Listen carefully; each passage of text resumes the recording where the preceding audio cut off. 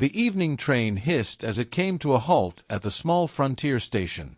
Dust swirled through the air, catching the last light of the sinking sun. Margaret Harper stepped down from the coach with trembling hands, her small satchel clutched close to her chest. She had arrived quietly, hoping to cause as little stir as possible, though she knew there was no hiding a stranger in a town this size. She had come west answering an advertisement, a widower in need of a housekeeper, perhaps more, if time and God's will allowed. Margaret had not promised herself anything more than survival. Her life back east had been nothing but shadows, filled with loss and whispers. Out here, she hoped for silence, work, and perhaps a chance to begin again. The platform was nearly empty, only a few ranch hands loitering, waiting for supplies.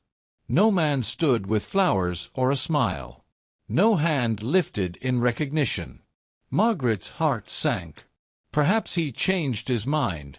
Her shoes tapped softly against the wooden planks as she moved toward the far end of the station. If she could just slip away unnoticed, she thought, she might find work as a seamstress in some nearby town. She had been a fool to think she could belong in the life of a rancher, with her fragile hopes and hidden scars. But just as she reached the shadowed corner near the station steps, a small voice pierced her escape. "Ma'am." Margaret turned. A little girl, no more than 6 or 7, stood before her with wide blue eyes and tangled hair the color of honey. She held a rag doll tight to her chest. "Yes, dear?" Margaret asked softly, forcing a smile. The child stepped closer, her eyes filled not with shyness but desperation. She reached out her tiny hand and caught Margaret's fingers in her own. "Please," the little voice cracked. "Please don't go. Don't leave us lonely again." Margaret's throat tightened. "Lonely?" she whispered. The girl nodded hard, her lip trembling. "Papa said you might come. But he's always late, always busy. Mama's gone now, and I don't want it to be just me anymore. Please don't slip away like she did." The word struck Margaret deeper than any train whistle or desert wind. She froze, staring at the child who clung to her hand as though it were the last rope holding her above a flood. For a moment, Margaret wanted to pull free, to run from the weight of such need. She was no savior. She was a woman pieced together with threads of grief. What could she offer a lonely little girl? And yet, her hand would not move. The child's grip was small, but it carried the strength of every longing Margaret had buried. "Your papa?" Margaret managed to ask. The girl pointed toward the dirt road leading away from town. "He's comin'. I promise. Please don't go before he gets here. Please."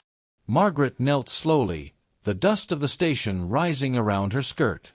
She brushed a stray curl from the girl's face and whispered, "I wasn't going to leave. Not now." The lie tasted strange on her tongue, for she had been about to disappear. But something in this child's plea had stitched her to the platform. Moments later, a tall man on horseback rode into view. His shoulders were broad beneath a worn coat, his face shadowed with the fatigue of ranch life. When he spotted the girl, his stern expression softened. "Clara," he called, dismounting quickly. His eyes lifted to Margaret, questioning, guarded. The girl tugged Margaret's hand forward. "Papa," she stayed. "She didn't leave us." Margaret's pulse raced. The widower had arrived, late, uncertain, and carrying the burden of both father and rancher. And for the first time in years, Margaret felt her fate was not her own. It was tied now to a child's grip and a stranger's wary gaze. Silence hung heavy between them as the tall man took his daughter's hand and glanced toward Margaret. His eyes, a deep gray like a storm rolling over the plains, lingered on her face. He seemed to measure everything in that one look, her worn dress, her trembling hands, her startled presence at the station. "You must be Miss Harper," he said at last, his voice steady but low. "I'm Daniel Fletcher." Margaret inclined her head, her cheeks warming. "Yes, though I hadn't thought—" She stopped herself. She hadn't thought he would be so late, or so unsure, or so human. Daniel shifted uneasily, the brim of his hat hiding his eyes. Work ran longer than I planned. Fences down after the storm. I'm sorry you waited. Before Margaret could answer, Clara tugged at both their hands, beaming with the innocence only a child could carry in the midst of grief. Papa, she didn't leave. She said she wouldn't. She stayed for me. Daniel's jaw tightened, his gaze flicking briefly toward Margaret again. That's kind of her. Margaret wished she could say more, something strong, something that didn't betray the pounding of her heart. But words failed, so she followed quietly as Daniel led them to his wagon. The Fletcher ranch stretched wide under the pale moonlight. The house was simple but sturdy, the fences running far enough that Margaret couldn't see their end. She stepped down from the wagon, taking in the place that might be her home. Inside, the air smelled faintly of wood smoke and lavender, a woman's touch lingering still, though it had been months since Clara's mother passed. Margaret's eyes landed on a quilt folded neatly on the sofa, a shelf with well-worn books, a vase that held no flowers now. Ghosts lived here, though they made no sound. Daniel cleared his throat. You'll have the spare room. It's not much, but it's yours. Thank you, Margaret murmured. Clara slipped her hand into Margaret's again, refusing to let go. Can you read me a story tonight? Papa always falls asleep before he finishes. Daniel exhaled, running a hand over his tired face. Clara. It's all right, Margaret interrupted gently, kneeling to the girl's height. I'd be glad to. Clara's smile lit the room brighter than any lamp. She darted off to fetch a book, her laughter echoing down the hall. For a long moment, Daniel and Margaret stood alone. The silence between them wasn't sharp now, but heavy, weighted with unspoken questions.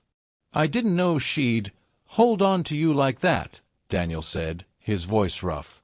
She doesn't open up easy. Not since. He stopped, the words too painful to finish. Margaret lowered her gaze. Children know what they need, even when they can't say it plain. She needs someone to stay. That's all. His eyes searched hers. And are you that someone? Margaret's breath caught. She wanted to say no, to confess that she had been ready to flee before Clara stopped her.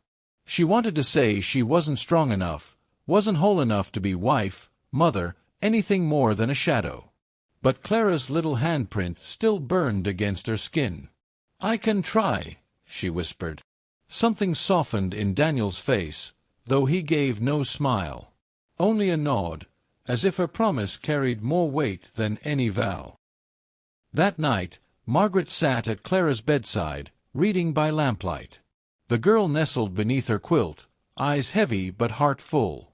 When Margaret closed the book, Clara reached out once more. Promise me you'll still be here in the morning. Margaret smoothed the child's hair. I promise. Clara's breathing slowed into sleep, her small hand still resting on Margaret's arm. And for the first time in years, Margaret felt she belonged somewhere, not because of duty, not because of desperation, but because a child had chosen her and she had chosen to stay. Weeks passed, and what began as quiet survival grew into something steadier. Margaret rose with the dawn to tend the house, cook meals, and help Clara with her lessons. In the evenings, she mended Daniel's shirts by the fire, her stitches neat and sure. It wasn't romance at first, not the sweeping kind of story Margaret once read in her youth. It was quieter, like seeds planted deep in the earth. A steady rhythm of shared work, shared silence, and slowly, shared trust.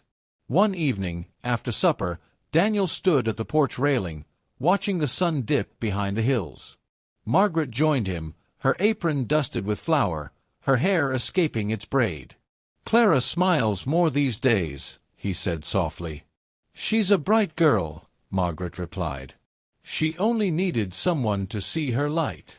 Daniel turned to her, his expression unreadable. And what about you, Miss Harper? Who sees yours? Margaret's chest tightened. She met his gaze, and in it she saw no pity, no doubt, only quiet respect. For the first time, she allowed herself to hope that perhaps she could be more than a wanderer carrying old wounds. The night air was cool, the stars bright above them. And though no words of love were spoken yet, the silence was full of promise. Margaret realized then that she hadn't just stayed for Clara. She had stayed because somewhere in this land of dust and fences and wide skies, her heart had found a place to rest. And maybe, just maybe, Daniel Fletcher's heart had found the same.